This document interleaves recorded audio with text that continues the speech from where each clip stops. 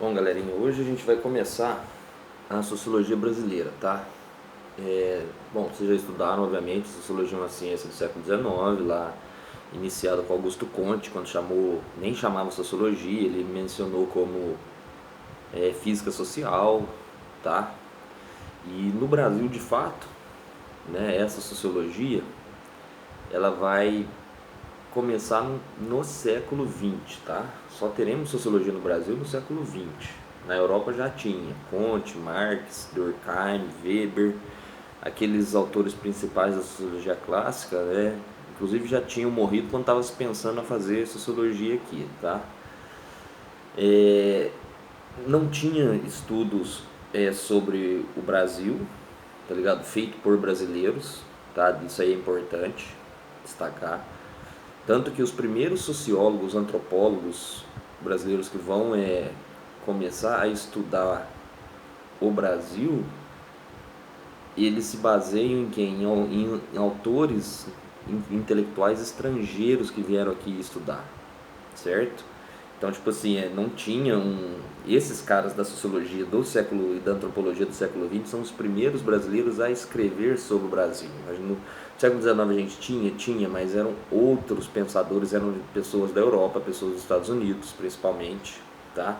Então era diferente. E aqui também não tinha faculdade de humanas, saca? Então, tipo assim, quem queria estudar tinha que fazer o quê? Ir para fora, né? E como sempre, quem estuda no Brasil é quem tem grana, tá? Isso aí é uma estrutura que permanece até hoje, praticamente, tá, galera?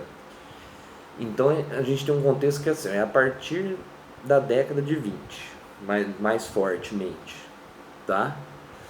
E o que está acontecendo nesse período no Brasil?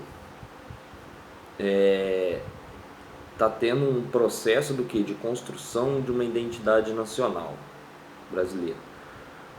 O que é isso? Né? Quem somos nós? Enquanto povo, enquanto nação, tá? Então a gente tem esse processo que não começou no século XX, ele começou ali, ó, já no segundo reinado de Dom Pedro II, tá? E começou de uma forma mais sucinta ali em Dom Pedro, só que vai ficar muito forte essa construção, tentar construir esse sentimento de ser brasileiro, porque aqui a gente está trabalhando no campo das emoções, tá? Do sentir. E aí o que vai pegar? Com o fim da monarquia, de uma certa maneira, está se construindo um novo Estado, tá? Uma nova perspectiva de Brasil. E o nacionalismo ele vai entrar nessa perspectiva, tá? Então os republicanos é que vão se debruçar primeiramente não, mas de uma forma mais forte em relação, por exemplo, ao segundo reinado. Então, por exemplo, a gente tem uma ideia, né, para ficar bem clara essa perspectiva dessa construção da identidade nacional aí, ó, no final do 19 começo do 20. Pega aquele quadro Tiradentes, galera. Aquele quadro Tiradentes, depois vocês jogam lá no Google, tá ligado? Quadro do Tiradentes esquartejado, tá? Esse quadro é de 1893, se não me engano, pintado pelo Pedro Américo, ó, contexto já republicano no Brasil. E o que vai desdobrar disso? Por que fizeram isso? Né? Primeiro vamos pegar a obra em si, tá? A pintura. Tiradentes, ele tá o quê? Mostra ele esquartejado, né? Cortado, barba, cabelo comprido, tá? Eles estão tentando construir o quê? A ideia de um herói nacional, um sujeito que morreu pelo Brasil, pela libertação do Brasil do Reino de Portugal, tá? E o Tiradentes, obviamente, que é um sujeito lá da Inconfidência Mineira, 1789, se eu não me engano, tá? Na época que ainda era colônia, galera, não era nem na fase imperial, tá? E aí o que acontece? Eles constroem essa imagem para quê? Para dar uma história comum a todos os brasileiros, tipo herói, Tiradentes, herói nacional, tá? Porque no Brasil não tinha essa ideia de se sentir brasileiro. As identidades das pessoas eram regionais, No máximo, elas eram vinculadas ao quê? Ao estado que ela morava, e ainda não chamava estado, tá? Então, por exemplo, assim, os mineiros se identificavam enquanto mineiros, os paulistas enquanto paulistas, os pernambucanos enquanto pernambucanos. Nenhum deles tinha, tipo, sou brasileiro, sabe? Então, tipo, para o Estado construir essa ideia de sou brasileiro, ele teve que fazer um trabalho muito árduo e num processo histórico. E aí isso vem muito forte na República. E aí eles pegam o Tiradentes, uma figura que era tida que jeito, como traidor da coroa. Então, tipo assim, ó, 50 anos antes, 70, 100 anos antes, o Tiradentes era o quê? Traidor. Agora ele se passa o quê? De traidor a mártir. Vejam como muda, como o Estado muda a narrativa sobre um sujeito da história. Isso é muito louco, tá ligado? E outra coisa, o Tiradentes ele foi incriminado, né, morto e tal, por felonia, que é traição à coroa. Um sujeito que era enforcado, galera, ele era enforcado que jeito? Sem barba e cabelo curto, tá? No quadro, Tiradentes está o quê? Barbudo, cabeludo. Por que fizeram essa mudança? Para que ele parecesse Jesus Cristo. Vocês botam fé nisso? Veja como há toda uma construção ideológica por trás desse negócio, tá? E a gente vai ter, portanto, o crescimento dessa construção da identidade nacional. Não é fácil, pessoal, não é fácil. Ainda mais porque a gente está falando do quê? De Brasil, né? Não é nem Brasil, é Brasis, tá ligado? É uma diversidade que ela é tanto cultural, quanto social, quanto étnica, e num território gigante. Então, para você construir uma identidade dessa, num tamanho de um território desse, com tanta diversidade, tem muito trabalho. Tanto que não conseguiu, na verdade. Por mais que tentaram inventar esse negócio, se a gente parar para pensar em quando somos nacionalistas, né? É Copa do Mundo. Copa do Mundo, sim. A gente vê uma união que não depende de classe, uma união que não depende de pobreza, é uma união que ignora as contradições sociais, e graças a Deus só em Copa do Mundo. Mas enfim, né? A questão é que nesse processo de tentativa de construção de uma identidade nacional, o Vargas, né, que deu aquele golpe em 1929 e subiu em 1930, ou deu golpe em 30, enfim, 1930, tá? Ele é o político que mais bate nessa tecla, é o cara que mais tenta construir essa ideia de identidade nacional. Só que o Vargas, ele é um sujeito ideologicamente agregador. Então o que ele vai fazer? Porque ele é populista. Então ele vai tentar retirar do imaginário, da visão das pessoas, aquela ideia de que um país mestiço é um país atrasado. Esse negócio que mistura racial é uma coisa ruim. Tá? Lógico, nessa época aqui, a noção de raça ainda era usada, tá? Bastante usada. Ainda hoje mas isso aí é muito mais pelo senso comum do que pela academia mesmo, tá? E aí o Vargas tenta trabalhar com uma ideia diferente, que é o que? A mestiçagem é uma coisa positiva. Tanto que o mulato, né, que representa essa mistura racial e cultural, ele é um grande símbolo da propaganda varguista, tá? De construção desse sentimento brasileiro. E aí onde que entra a sociologia nisso tudo?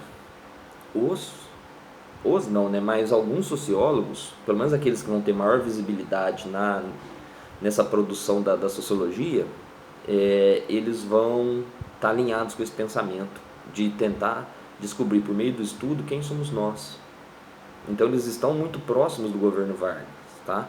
E o Gilberto Freire, que é o sujeito que a gente vai estudar hoje, esse intelectual pernambucano, ele está inserido nesse contexto, tá? A obra do Gilberto Freire, Casagrande e Senzala, primeiro, acho que é 1934, 32, a primeira versão. Vargas já estava no poder, tá? E o que é a perspectiva do Gilberto Freire, galera? Ele está pensando no povo brasileiro. Vejam bem, identidade nacional, quem somos nós, tá? Enquanto povo.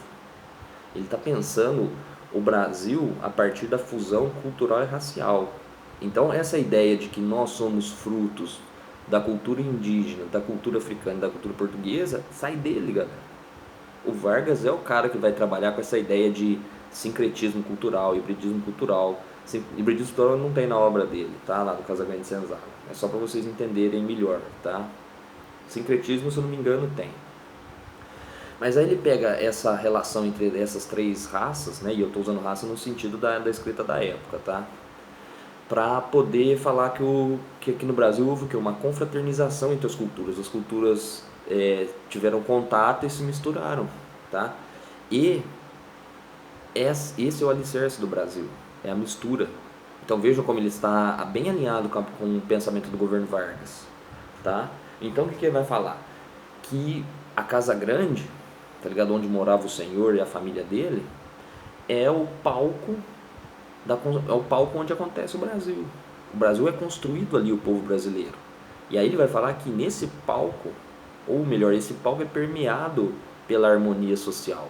As amas de leite, né, que eram as negras que cuidavam dos meninos brancos, tá? E aí o Gilberto Freire fala que, por exemplo, se tinha no Brasil colônia o costume da moça casar muito cedo, às vezes casava com 11, 12 anos, ela não aguentava na hora do parto e falecia.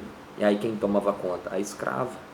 Então o Gilberto Freire vai tentando sempre tecer essa presença do escravo dentro da Casa Grande.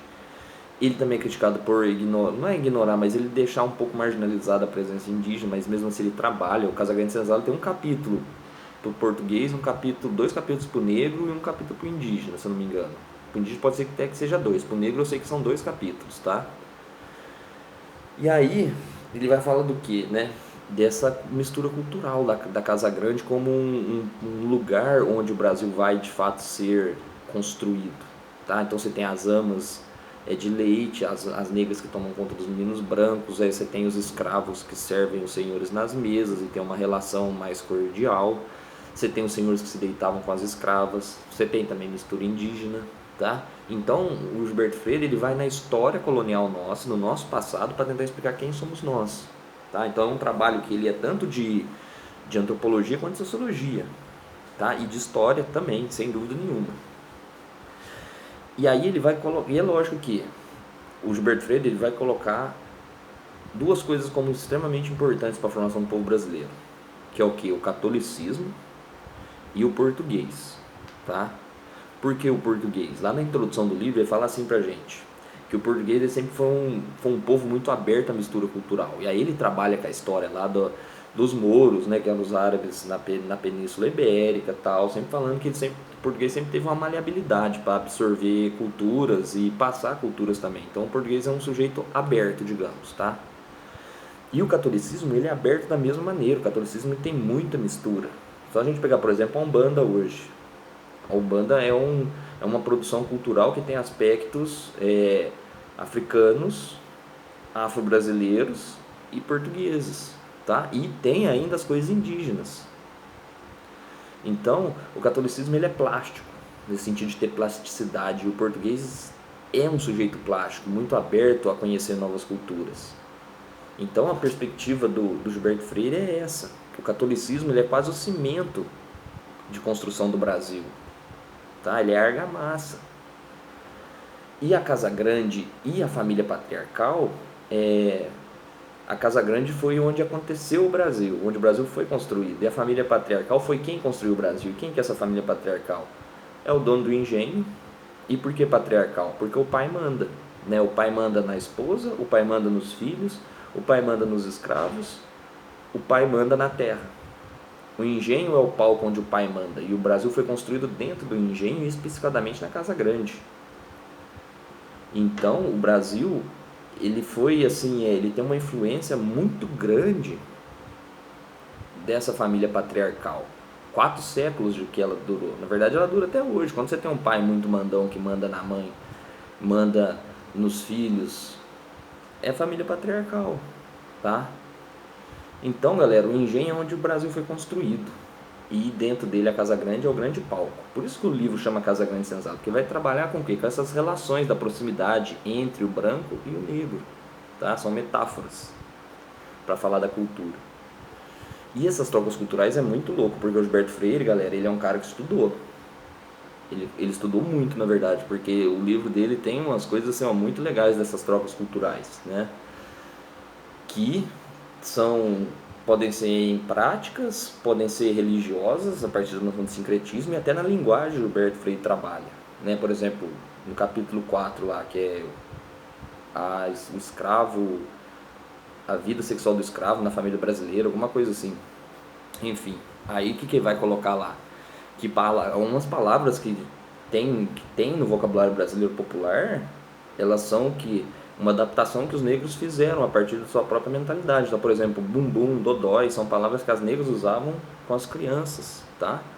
Outras palavras são apelidos de nomes. Por exemplo, quando um sujeito chama Francisco e tem o apelido de Chico, Chiquinho, Antônio, Tonho, Manuel, Mané, esse apelido é uma adaptação de linguagem africana, tá? Ou afro-brasileira, certo?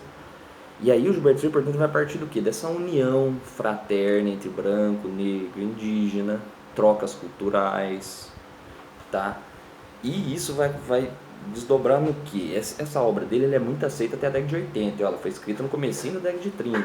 50 anos a obra dele perdurou como uma verdade sobre nós mesmos, né? É lógico que quem lia também, né, galera? Porque a gente precisa também colocar na cabeça o seguinte, o brasileiro não lê, né? Então quem que lia, né? As elites? Talvez, tá? Então, tipo assim, essa disseminação do Brasil como troca cultural, isso aí é muito da propaganda varguista e da propaganda dos outros governos pra frente, tá? O Vargas que inaugura isso de uma forma mais forte, né? Tipo, Brasil, país de todos, e por aí vão os slogans, né? Do governo federal, independente do presidente, tá? Sempre buscando essa ideia de unificação, de identidade do povo brasileiro, tá? Todo mundo junto, um conjunto. Mas Gilberto Freire vai sofrer críticas a partir da década de 80, tá?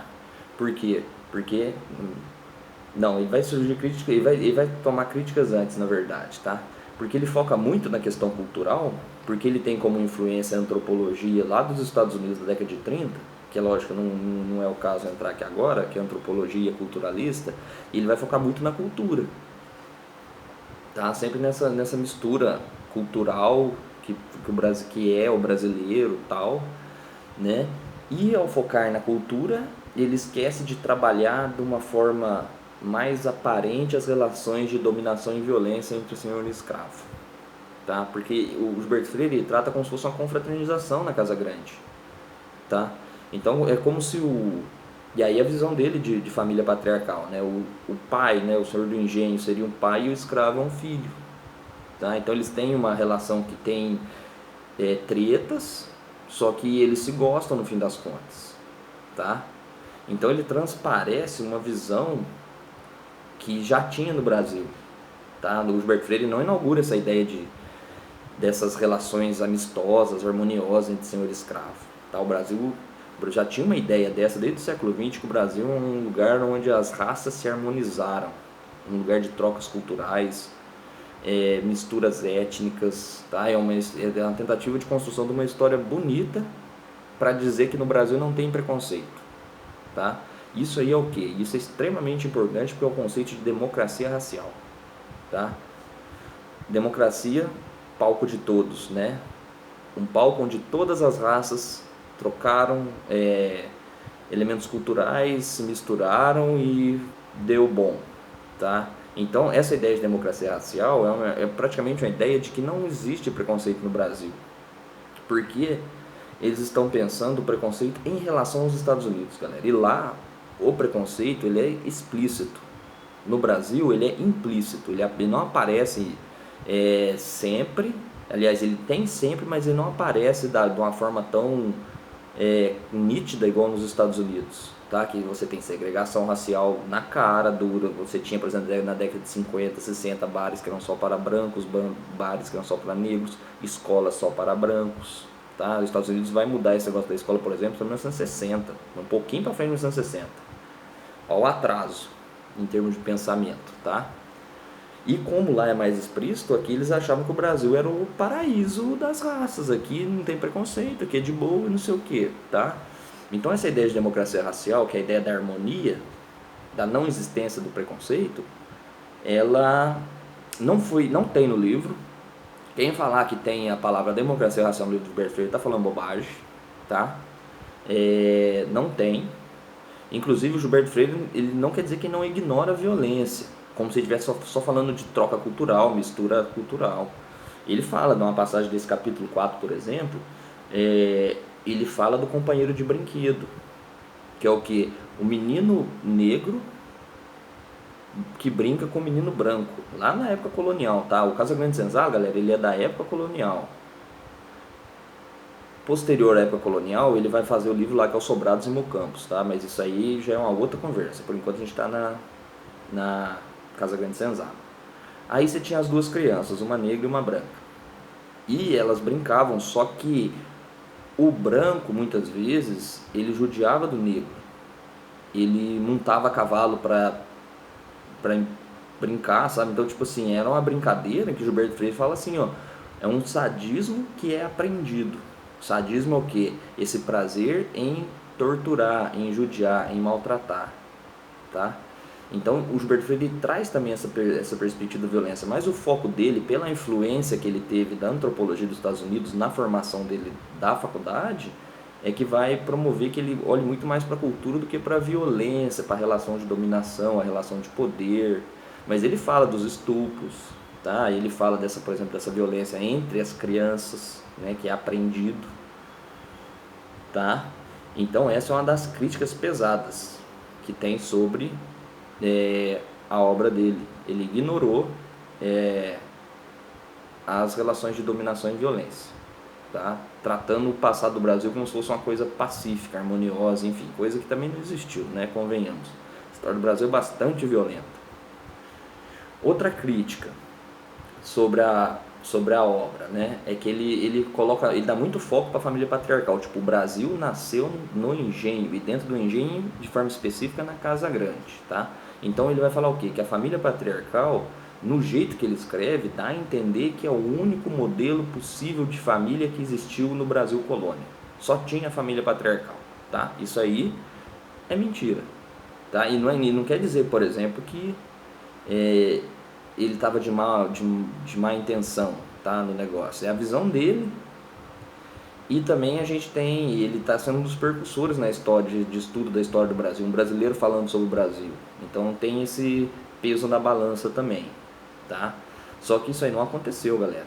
Teve vários tipos de família no Brasil, tá? A sociedade brasileira, ela não foi só formada a partir dessa família patriarcal. Pra vocês terem uma ideia, a Inquisição veio no Brasil 3 vezes, tá? A Inquisição, o famoso Santo Ofício, né, que queimava a galera lá na Europa. Aqui na América queimou um só, tá? Foi um indígena lá no México, se eu não me engano. E quem que era processado, tá? Grande parte das pessoas que eram perseguidas pelo Santo Ofício, que sofriam esse processo e eram investigadas, eram por bigamia, tá? Ou seja, o cara que tem 2 famílias, por exemplo, né? Isso aí já desmonta a noção de família patriarcal do Gilberto Freire. Um cara que mora com 2 mulheres, isso aí também desmonta, tá? A gente tinha casos de homossexualidade, tipo 2 homens na mesma casa, 2 mulheres. Então, tipo assim, a Inquisição foi atrás disso, isso aí é documentado, tá? São 3 visitações do Santo Ofício no Brasil, acho que 2 no século XVI e 1 no século XVII, que é o período da obra do Casagrande Senzala, que ele retrata, tá? Então, pessoal, a história do Brasil é muito complexa. A gente tem vários tipos de família que foram ocultados pelo Gilberto Freire. Então, muitas vezes, ele é acusado de reduzir a história do Brasil e reduzir a história da família no Brasil a partir de um modelo. Existiram vários modelos, tá? E muito da influência que o Gilberto Freire teve nesse livro dele, para terminar, é porque o avô dele era dono de escravos. Ele era um escravocrata, né? O Gilberto Freire não nasceu na época da escravidão, se não me engano, ele nasceu tipo comecinho de 1900, assim, 1905, 4, 3, por aí, tá? E ele teve acesso, né, por meio do que as pessoas contavam para ele. Então, qual que é a pegada na crítica, né? Que ele tentou construir uma ideia de Brasil a partir da visão de um engenho específico em Pernambuco, que foi o do avô dele.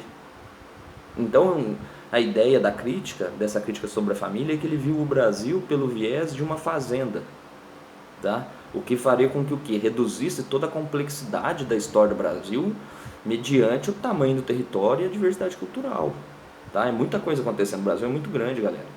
E foi isso que bateram em Santo Gilberto Freire, porque ele simplificou, tipo, o Brasil, a história do Brasil é a família patriarcal, né, por exemplo. Não foi, a gente sabe muito bem que tinha as pessoas, tinha muita gente que não morava dentro do engenho, tinha gente livre, que morava em qualquer lugar, tá?